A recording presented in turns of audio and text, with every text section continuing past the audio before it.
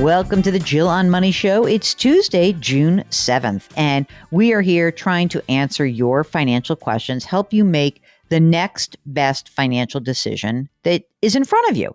We don't really care what brought you to this place. We just want you to know that we can help you get to the next place.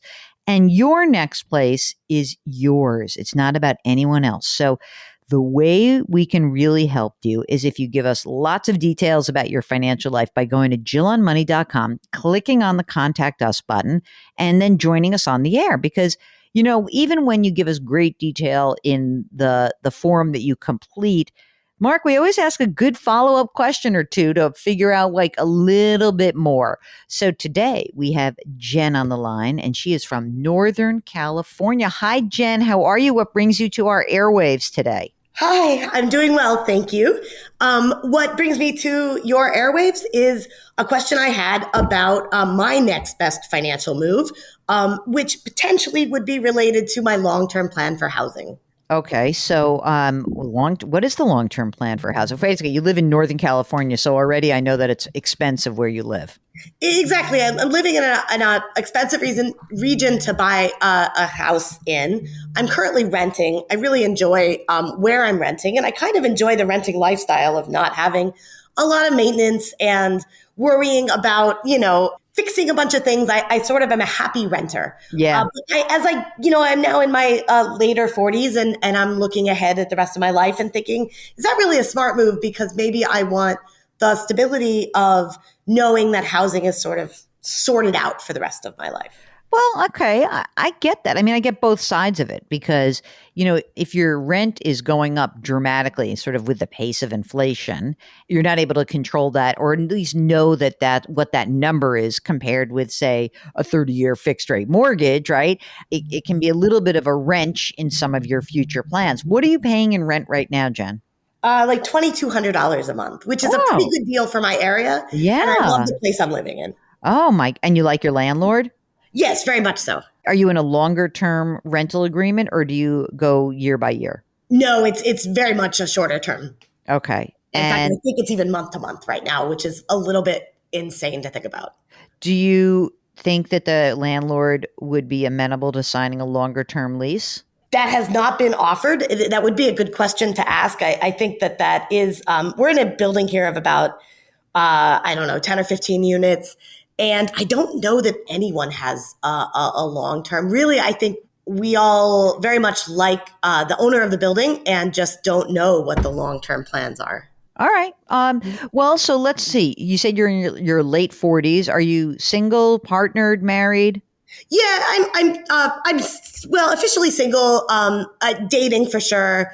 I was in a 15-year relationship through most of my 20s and 30s, and that ended a few years ago. And I've been sort of an independent woman of the day since then. I love this. By the way, Mark, did you notice that I'm officially single? That was a good qualifier. How much money do you earn as a professional? Including like some of the intangibles of the year, like I guess they're very much tangible, but the flexible income, like bonus and things like that, somewhere between 300 and 350,000 a year. Wow. You got to be salting away some big bucks on that. Are you putting money into a retirement account? For sure. Yeah. Are you maxing it out? Yes, absolutely. So that's a traditional 401k? Yeah. I have about 800,000 total across two 401ks. Wow. That's good. Two 401ks, one from an old job, one from a current job? Exactly. Mm-hmm. 401k, pre-tax assets, 800,000. How about other assets? What other accounts are out there? Yeah, I have a couple I have about 450K in a brokerage account. Okay. And then on top of that, about 70K in emergency savings, just in cash. Okay, great. This is like some serious moolah, girl. Yeah, I have a couple extra random things like an annuity that someone had convinced me to buy when I was in my 20s, and it now has 61K in it. I sort of ignore it, but it exists. I have about 16K in a Roth before I started making too much to contribute to it. And then a whole life insurance policy that has almost 200K in cash value. What? Why do you have a whole life policy? Yeah, that's a good question. Because in my 20s, I wasn't sure where life would send me. And it seemed like a thing to do at the time with my extra savings as a way to diversify. Listen, I didn't know where this is what you could say. I didn't know where my life was saving me, so I'd go to death immediately and buy a life insurance policy. That's right. But you have no dependents. There's no kids, No, right? I have no dependents. I have a niece and a nephew I adore very much, and other family, but no, I have no dependents. Is the annuity a non-qualified annuity, I meaning believe so. okay, all right, that's fine. The whole life policy has $200,000 of cash value in it, right? And you're not contributing to this anymore, right? I am. Don't. Do not put another dollar in there, okay? Do you know what the death benefit is? Yeah, I think it's 1 million. There's two things to think about with this policy. Number one, you never needed life insurance, but I understand, life insurance like this is sold, not purchased. It's not like you woke up one Exactly. morning and said, oh, what should I do? I think I'll buy a whole life policy. Yes. The interesting thing would be to find out a couple of pieces of information from the insurance company. Number one, if I never put another dollar into this policy, when would the money run out? It probably would not run out. In other words, you would probably be carrying insurance for some period. It might be a reduced amount, but don't put any new money in. The next question is, what is the surrender value? How much money would I get if I blew this policy up today? If I just said, give me my money back, find out what the surrender value is. And then the other piece of information is, if I blew this out right now, what would my tax liability be? What amount of that cash value it would be considered taxable income? The reason you want to find that out is that although I would love you to get that $200,000 out of this policy, it is possible that some of that money is going to be taxable to you. Because a weird thing that no one ever tells you when you buy life insurance and they talk about the cash value is that if the money does grow as they promise it does, then the growth of that money is, and when you take it out, it's ordinary income. Whatever is grown to above what you put in would be ordinary income. I mean, you could borrow the money out also, but it may not be worth it. The person who sold it to you is no longer in your life as an advisor, right? That's correct. It was someone that had connected to given a seminar at like a company I worked for, and I've always been a saver. I've not always been real confident in my ability to put money in anything but index funds. Yeah. So this seemed like a way to do something different at a time where I wasn't sure if in the future it would be valuable and I would get a less expensive rate by purchasing it in my 20s. Yeah. I do agree it's not really serving me much today. Okay. All right. Got it. Okay. So you have a whole bunch of money. You said you're in your late 40s, you're single.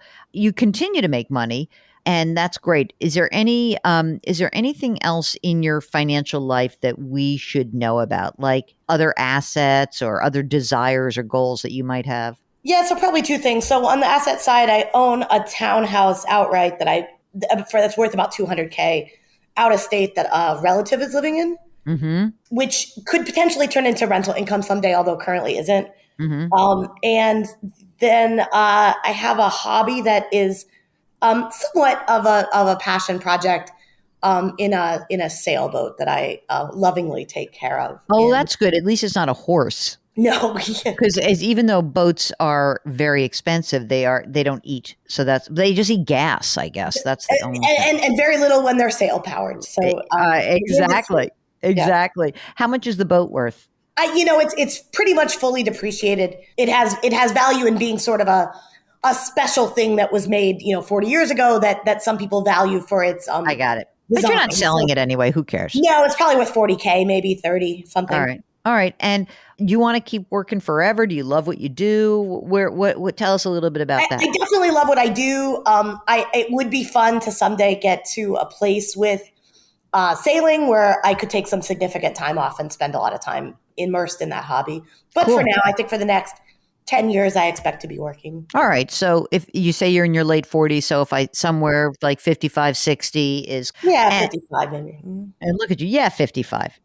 See how I anchored that? If I had said 58 to 62, you would have said, yeah, 58. Yeah, that's right. That's right. Exactly. Okay. So tell me about the free cash flow. So how much what do you think you're saving and what do you think you're living on besides the renting part? And then we're going to talk about the housing. So yeah, so I'm kind of maniacal about budgeting, at least keeping track. I wouldn't say budgeting in any sort of disciplined way, but keeping track of where the money goes. Okay, so if I ignore the whole life policy for the moment, tend to spend about $7,500 a month Okay. on a variety of housing, living, hobbies, travel. That's about what it averages out to over the year. That's great. I was going to say, other than the 401k, are you dumping money every month into that brokerage? Yeah, I'm dumping money into the brokerage. I'm dumping money But into. that how much in the brokerage? Well, over the course of a year, maybe 50K. So 50K plus the 20,500 into your retirement account. So you're probably saving 70-ish a year is what you're Yeah, saying. probably so. And there's some employee stock purchase that kind of gets bought automatically that I sort of forget is my money until it is deposited in my brokerage. Is that happening automatically? So, or is there some stock position that you have accumulated that we haven't accounted for? It's happening automatically, so it's part of the overall brokerage picture today. Okay, I got you. Okay, good. You're paying $2,200 a month in rent. I love it. I know it's so good. What would it cost you to buy something that you'd really want to live in? Yeah, it's tricky. I actually during the pandemic looked a little bit because I kind of had this question on my mind. And I think the real question I have on my mind is how stupid am I for not buying a house? Because not stupid. The real, I think the right answer would have been that 24 years ago when I moved to California, I should have bought a house that day. Oh yeah, like in 24 years ago, we should have all bought Amazon. So let's move on.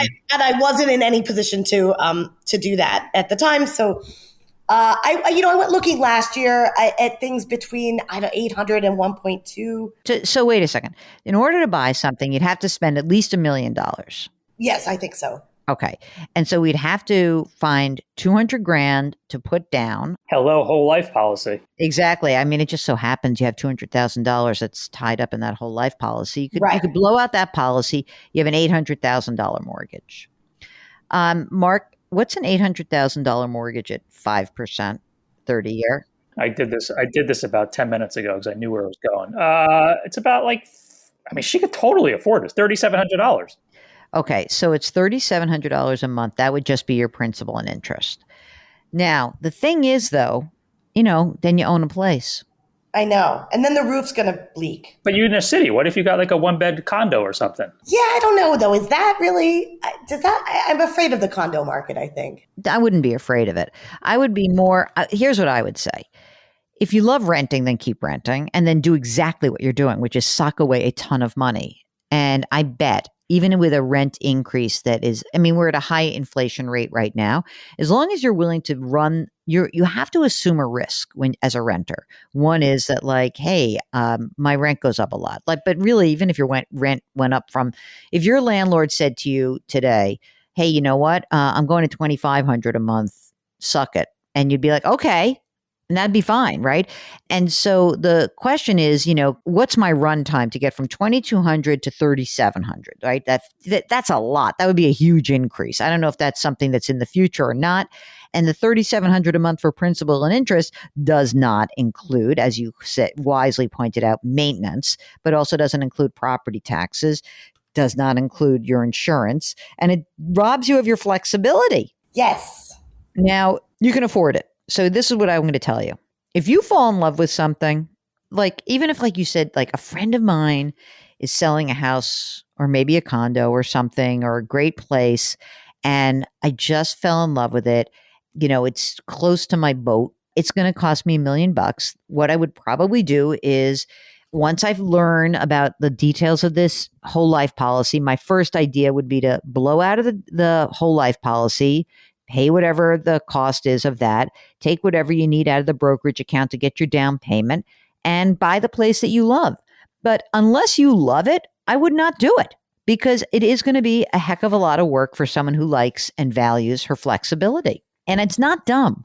I'll tell you when the numbers sound dumb. It's like if you said, I'm paying $5,000 a month for rent and it would cost me $1 million to buy the place that I want. That's kind of then it makes more sense to buy something. But even then, I'm not even that excited about buying for you because you've already told us, yourself, you don't really want that.